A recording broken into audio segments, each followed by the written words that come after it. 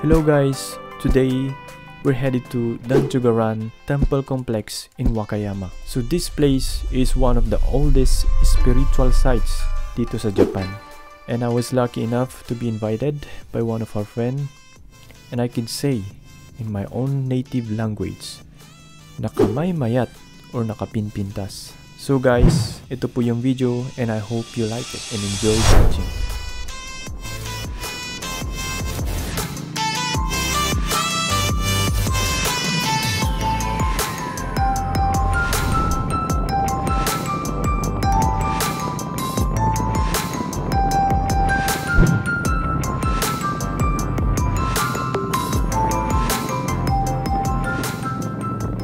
So dito guys, gumagamit kami ng transceiver kaya nakakapag-usap kami ng klaro kahit na mahangin.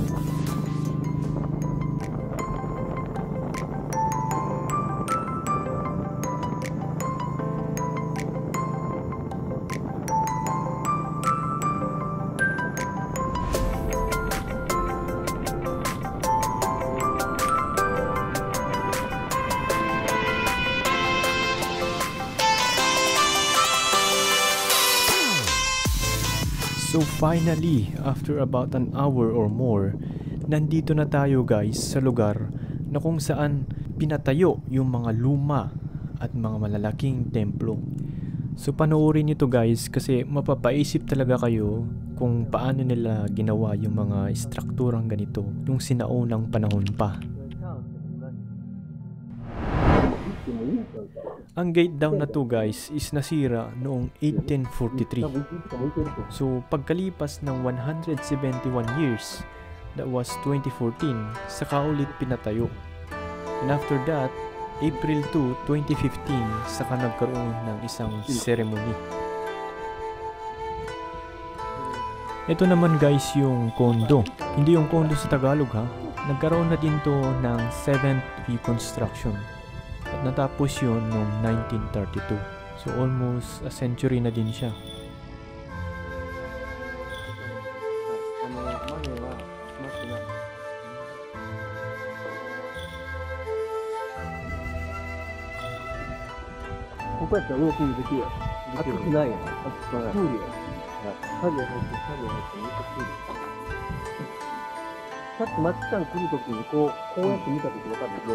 あれ行ったらケーブルカーがある。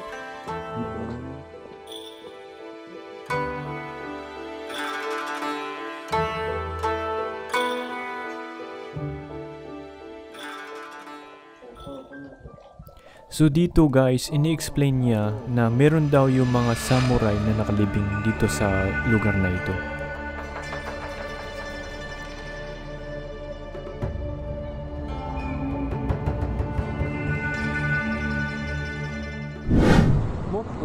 山のスペースやけど、プレースやけど、はい、すごいもみじが綺麗なとか、赤くなって、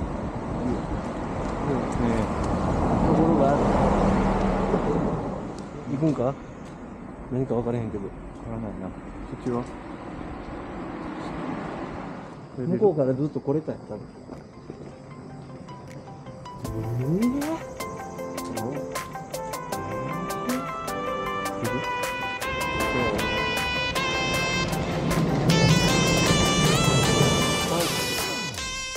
So yun guys, hindi na namin inikot yung buong lugar kasi check down na abutin kami hanggang gabi. So we decided to head back at dadaan daw muna kami sa isang sikat na kainan.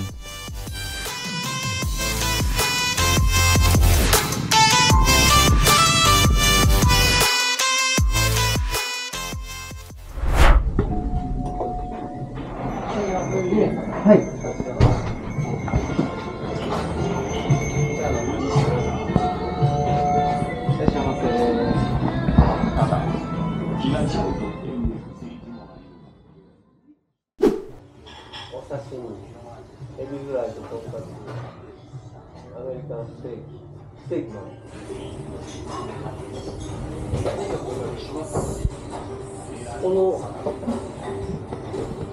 Bakrai定食っていうの2つで、とんかつを両方つけてます。鶏からなんだ。あ、鶏からか。鶏のから鶏からほなつけて。鶏から1個ずつでいいです。はい。大葉フライに鶏から1個ずつで。1個ずつ、この定食したくない。